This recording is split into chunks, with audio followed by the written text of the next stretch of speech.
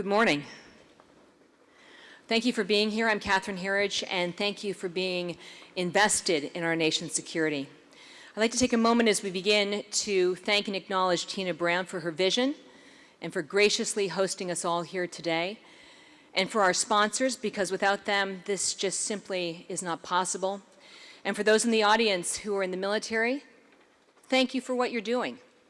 I'm in a military family myself, and it may be an old-fashioned idea, but I would like to see us win. I'd also like to take a moment and thank our panel for giving up their time this morning. I'll begin with Ray Kelly, New York City Police Commissioner. This is someone who perhaps has done more to keep Al-Qaeda's #1 target safe than perhaps anyone else over the last 12 years. Thank you very much.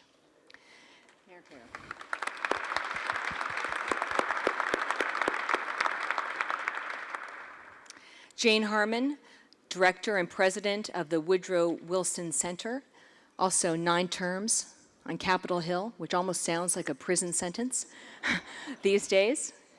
Next to Jane, General Michael Hayden, former Director of the NSA and CIA and a principal at the Chertoff Group, and really no one better placed to understand this intersection between electronic intelligence or signals intelligence and human intelligence.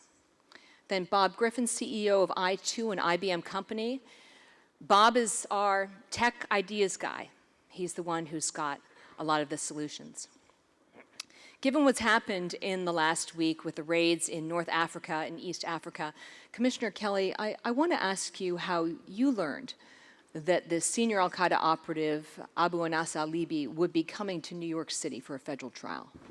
Well, we learned it through the Joint Terrorism Task Force. We have 120 New York City detectives working on the JTTF in New York City, so obviously we're very much engaged in sharing information and those types of operations. So it came from the JTTF, not from Washington. That's how you learned. JTTF in New York City. When he was taken, we learned that he was on a ship, and the jurisdictional coverage, if you will, of the Southern District of New York involves Africa, and the New York JTTF covers Africa. So, you know, we assume that he was coming to New York, and that's been confirmed. Not certain when, of course. Mm-hmm. Does that make a difference for security in your city? And if so, who pays for that?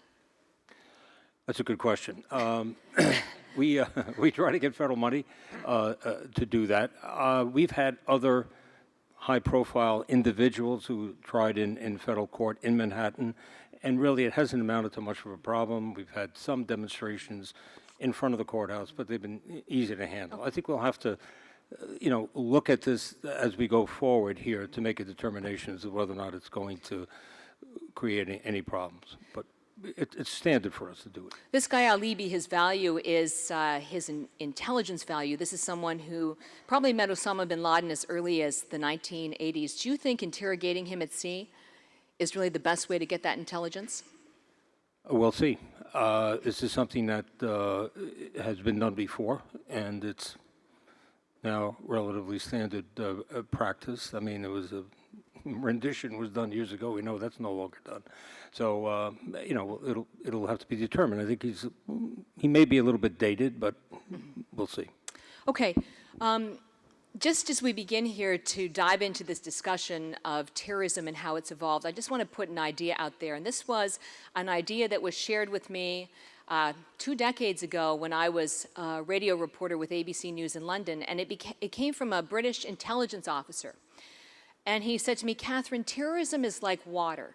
It takes the path of least resistance. It's a thinking enemy.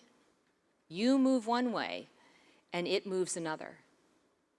And I think no truer words have been spoken about terrorism and this evolution of the al-Qaeda threat, because al-Qaeda is no longer a Fortune 500 company with a bin Laden or a Zawahiri as a CEO.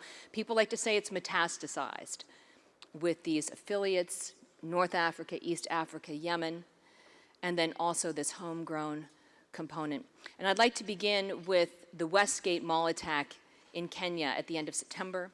67 people were killed when about a dozen terrorists took over that mall with some guns, maybe some explosives and hand grenades. And Commissioner Kelly, Did you send your own team to Kenya to investigate? Yes, we did. We sent two people, our liaison officers who were overseas. They went there when the siege was ongoing. Right. They found, they obviously collaborated with other countries who were there. I can tell you some of the things they found was obviously chaotic. We could see that.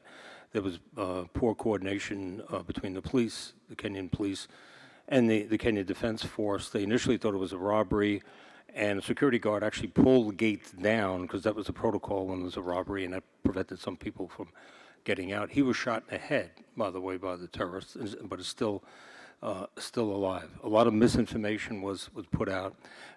There may have been as few as 4 shooters. Obviously, as you said, when they report 50 or 12 or 15, it now looks like the group was much smaller. It was very basic in the sense that it looks now like all they had was semi-automatic AK-47s and some Chinese hand grenades. They didn't handle the witnesses well coming out. Obviously, a large number of people were trying to get out of the mall, but they weren't able to interrogate them to get information on what was going on inside.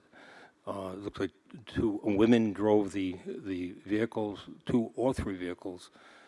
They perhaps threw hand grenades themselves at the beginning of this event. There was looting that was conducted by the troops. Quite frankly, they used RPGs, which is an inappropriate weapon to use in the mall, and probably resulted in brought about the collapse of the floor. I want to bring in General Hayden here because what we saw in Kenya, as Ray has just explained, was a different kind of terrorism by a group, Al-Shabaab, that many people are not that familiar with. So you have a very elegant way of describing how Al-Qaeda has almost a transition in terms of its focus as we move east to west.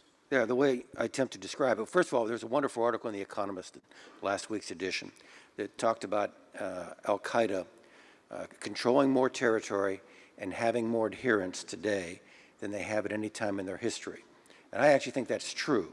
It doesn't mean we're less safe than we were 10, 11, 12 years ago. It doesn't mean we haven't been very successful. But as Catherine has suggested, they're following the path of least resistance. So if we had a map up here and we could kind of map out Al-Qaeda prime along the Afghan-Pakistan border and then run through Yemen and the Horn of Africa and Libya and Al-Qaeda in the Islamic Maghreb, and then finally Boko Haram out there in Nigeria.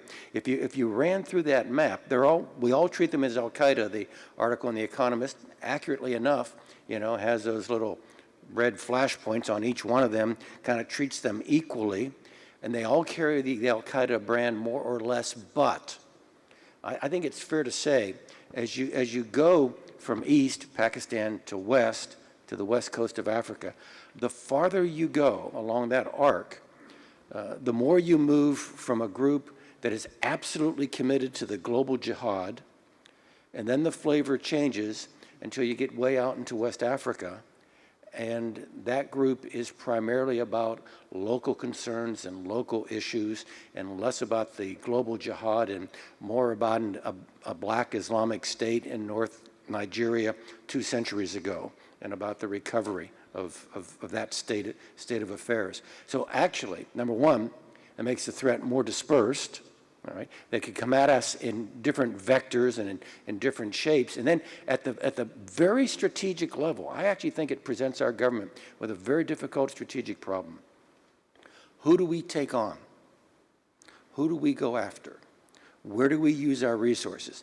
The guys in the tribal region of Pakistan, they want to come and kill you. They've already committed to that. There is no issue putting an American face on handing those folks. We aren't going to make them any more mad at us than they already are. But as you go west, these folks focused on local issues. You've got to judge if we, Americans, are too far forward, are doing too much, or putting more of an American face on this.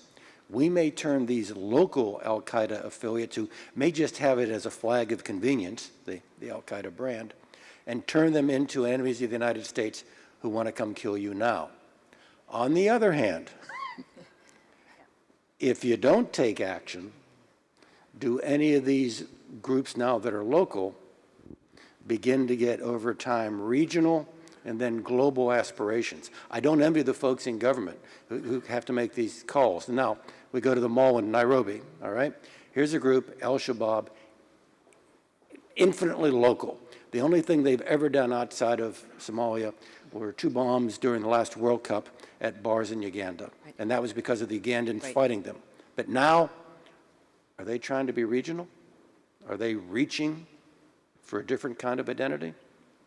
Jane, I want to bring you in. If you were on the House Intelligence Committee, would you see this attack at the West Gate as really that flashpoint or turning point that this group Al-Shabaab was now going down the same path as bin Laden's Al-Qaeda in the 90s? Well, two preliminary comments. First of all 4 of my kids and all 4 grandkids live in New York City, and a huge shout out to Ray for keeping them safe and everybody else's kids. And then a second shout out to Tina and Harry for all that you do and for a long friendship. All right. Yeah, I have a reaction to what Mike just said, if I might. As you said, Catherine, this is an evolving threat, and they attack asymmetrically. They have to be right once. We have to be right, whoever we is, whether we is Kenya or the U.S. or France or Britain, we have to be right 100% of the time to block them. That's impossible. And anyone who says there is 100% security is absolutely wrong. But so how do we get ahead of them? We have to evolve too. I'm sure Bob's going to talk about that. Mike was talking about, are some of these groups less dangerous now than other groups? Yeah. Is this attack in Kenya some kind of a warning that Al-Shabaab's getting more fierce? Yeah. What do we do about that?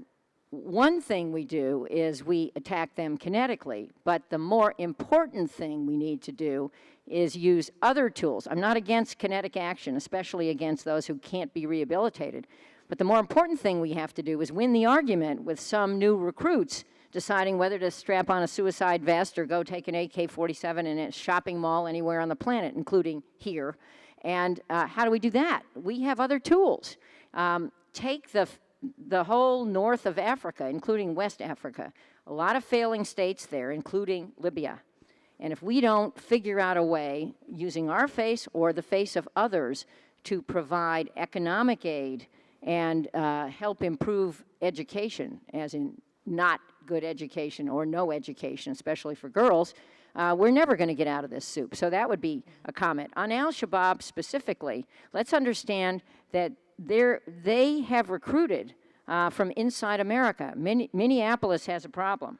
And I don't know if we ever figured out, did we ever figure out whether some of the shooters in Nairobi were Americans? There's reported to be one. One. Okay. But we know Americans are in Somalia, and we know that some are trained, and I think we know that a couple have executed missions in the past. I think so. Correct. Hello, everybody, wake up. This threat could easily come to America, and we have to have good tools. One last comment.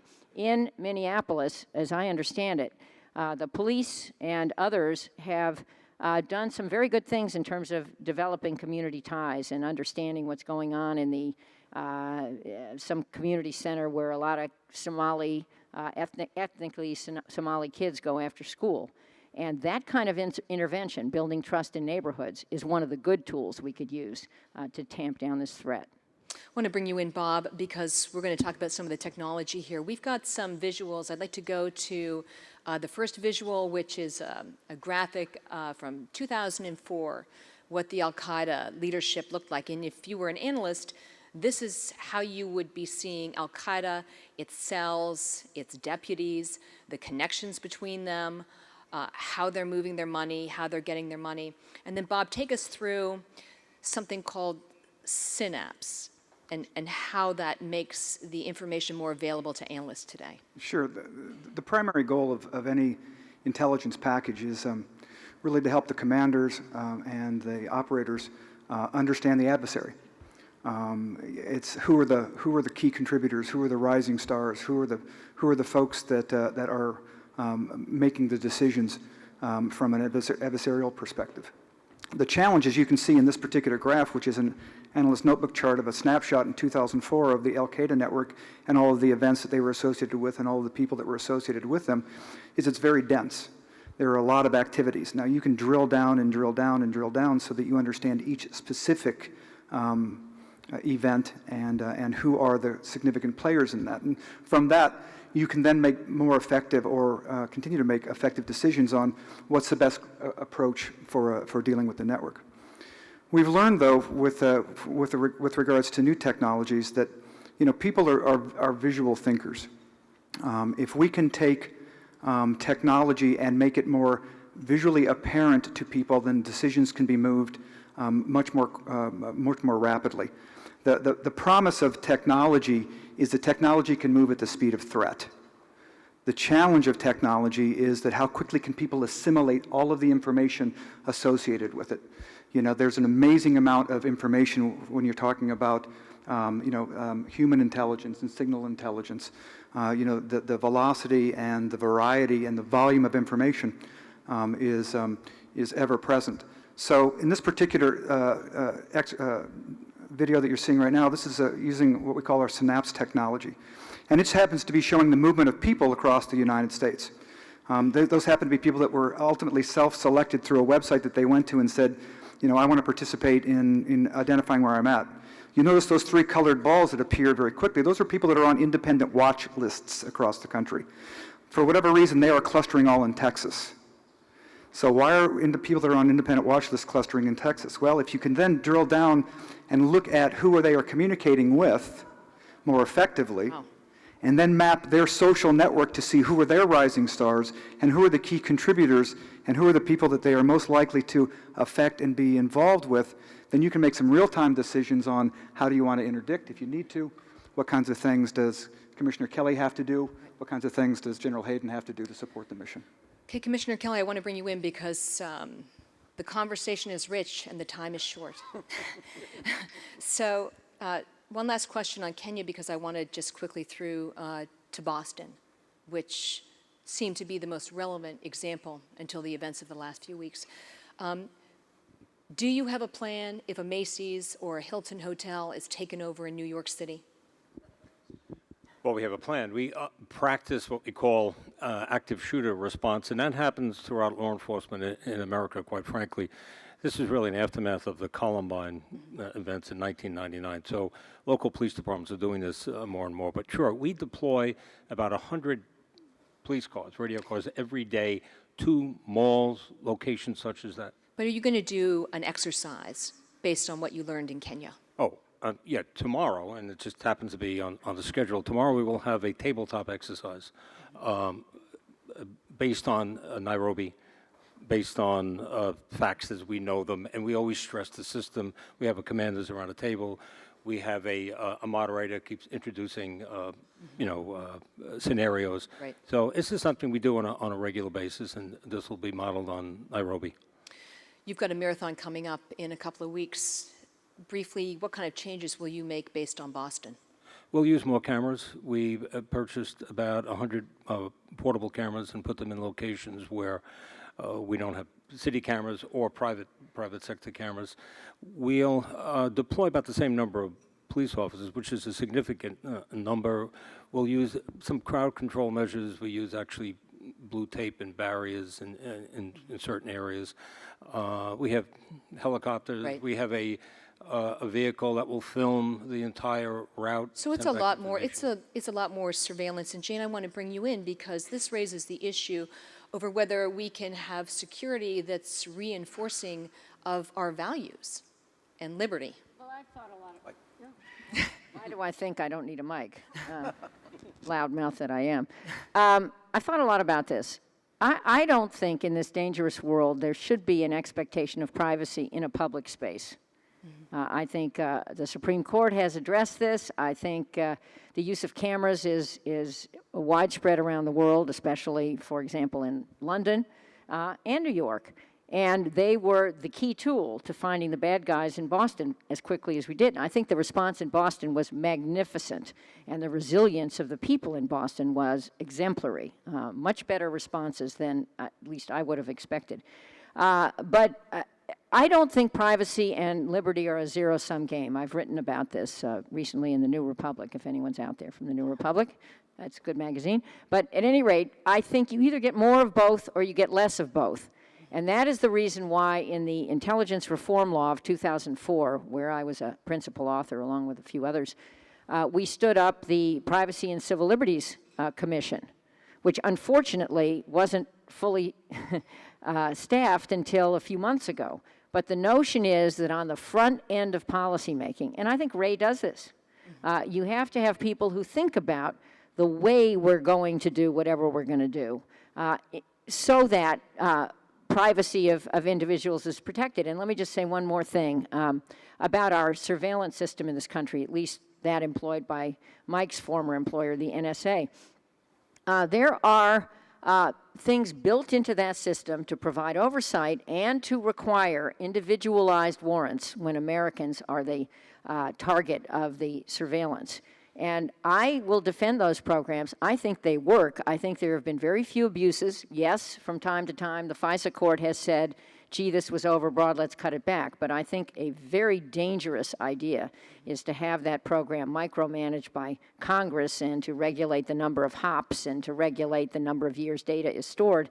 I think Congress should increase oversight, but it should actually let people who technically understand the material, that would not include me, make the decisions about exactly how big the haystack needs to be. Mike, we've just got a time for a brief response here. You know, the Tsarnaev brothers, this should have been the case. Many people argue that the NSA should have picked up based on their web activity. Yeah, there's nothing in NSA authorities that would have allowed them to detect the Tsarnaev brothers based upon their pre-attack communications. Nothing. I know a large portion of our population is hyperventilating over phone records being provided to the National Security Agency.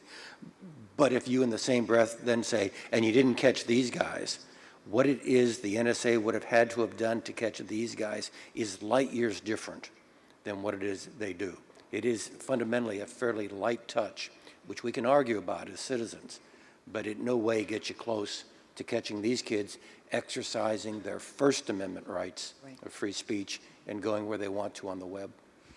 Commissioner Kelly, I just have one or two questions before I give you the last word. Are you in discussions with Bill de Blasio to stay on as head of NYPD? No. Would you stay if asked?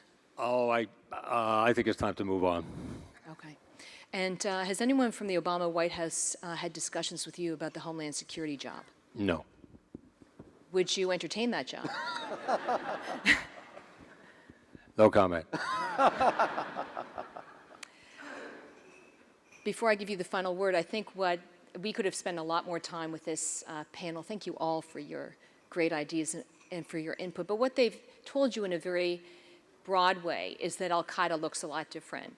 And actually, Al-Qaeda 2.0 looks a lot more like Americans than we probably ever imagined 12 years ago. And Commissioner Kelly, I'd like to give you the final word to sum up. Well, you and I spoke about some of the lessons learned in Boston, and I think one of the lessons is that the chief elected person and the chief law enforcement officer in a locality, municipality, should be kept up to speed with what's going on in terms of a terrorist threat. I think it's clear in Boston it wasn't. Mayor Menino said that. Commissioner Davis said that. So I think it's incumbent on the federal government to push that information out, to make certain that they're aware of the threats. And it's not a question of asking for it. It has to come from the people who have the information. Thank you all. Thank you very much.